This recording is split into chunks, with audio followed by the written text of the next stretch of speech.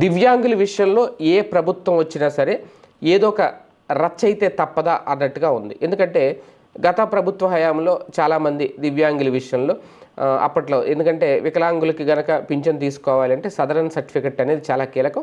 Southern సర్టిఫికెట్లో ఖచ్చితంగా 60% పైగా వాళ్ళకి పర్సంటేజ్ అనేది ఉండాలి. అంటే వైకల్యం ఎంత శాతం ఉంది అనేది నిర్ధారిస్తూ ఇచ్చేదే సదరన్ సర్టిఫికెట్.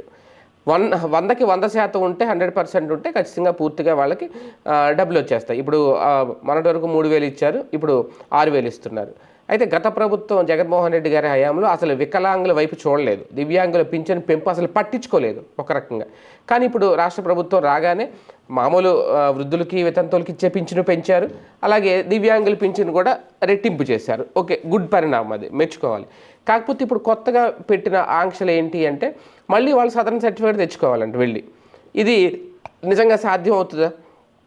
మళ్ళీ సదరన్ సర్టిఫికేట్ తెచ్చుకొని వాళ్ళకి ఒక వైకల్యం ఉన్న వ్యక్తి ఒక కాలో చెయ్యో లేకుండానే రకరకాల వైకల్యాలు ఉంటాయి మనిషి అన్నాక, వాళ్ళనే దివ్యాంగులు అంటారు. వాళ్ళకి ప్రభుత్వం ఇలాంటి ప్రోత్సాహకాన్ని పింఛన్ రూపంలో ఇస్తుంది.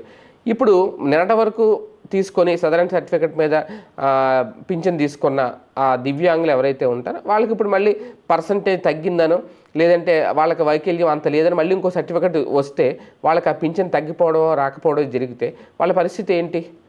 ఒక డాక్టర్ ఇష్యూ చేసే సర్టిఫికెట్ ఒక రకంగా అది ఒక పెద్ద కొలమానం, ఓకే, అదే ఆధారం.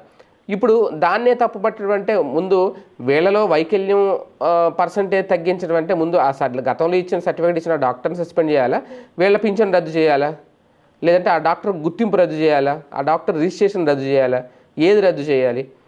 మధ్యలో దివ్యాంగులు బలైపోతారు రేపొద్దు నిజంగా అదే కనుక జరిగితే. అలాగా చాలామందికి పర్సంటేజ్ తగ్గించేసిన లేదంటే ఈ వైకల్యానికి పింఛన్ రాదని చెప్పిన ఈ పర్సంటేజ్ రేపొద్దున అది పెద్ద ఇబ్బంది అయిపోతుంది. ఇప్పుడు మరి ఎందుకు చేస్తున్నారు, ఈ నిర్ణయాలు ఏంటో అర్థం కాదు. ఈ అంశాన్ని మాత్రం ప్రతిపక్షం బాగా ఫోకస్ చేస్తోంది. ఈ రెండు విషయాల్లో, ఒకటి పింఛన్ల విషయాల్లో అనర్హుల్ని పేరుతో ఒక పింఛన్లు తగ్గించుకున్న, దివ్యాంగులకు మళ్ళీ సాధారణ సర్టిఫికెట్ల పేరుతో వేళ లెక్క కూడా తగ్గించిన ఖచ్చితంగా రేపొద్దున్న ఈ దివ్యాంగుల ఓట్లన్నీ మళ్ళీ జగన్కి వెళ్ళిపోతాయి, అందులో నో డౌట్. అలాగే పింఛన్లు కోల్పోయిన వారి ఓట్లన్నీ కూడా జగన్కి వెళ్ళిపోతాయి, జగన్ సొంతం అవుద్ది. అప్పుడు ఎవరిది స్వయంకృత అపరాధం అవుతుందో అప్పుడు మళ్ళీ చర్చించాలి.